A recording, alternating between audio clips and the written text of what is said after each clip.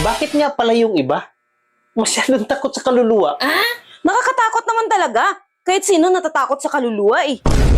Kaya pala. Kasi nung naglalakad kami ng katrabaho ko na sexy ang suot, ang sabi ng mga grupo ng mga kalalakihan, Miss, kitang-kita na yung kaluluwa mo. Bakit? Nakita ba talaga nila ang kaluluwa ng kasama mo? Siguro, kasi nung nilapitan sila ng kasama ko, nagsitakbuhan sa takot. Eh bakit ikaw? Paano mo nasabing takot sa'yo ang kaluluwa? Alam mo, hindi sa pagyayabang ha, kumakain ako ng kaluluwa. Kaya takot ang mga yan sa akin eh. Nagmamakaawa pa nga yan eh. Paano mo nasabing takot sa'yo yung kaluluwa?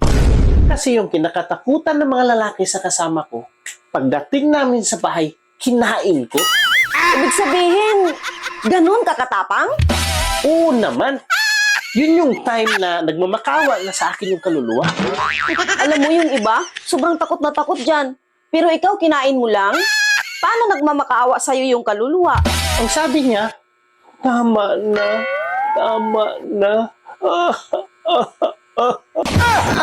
Sarap.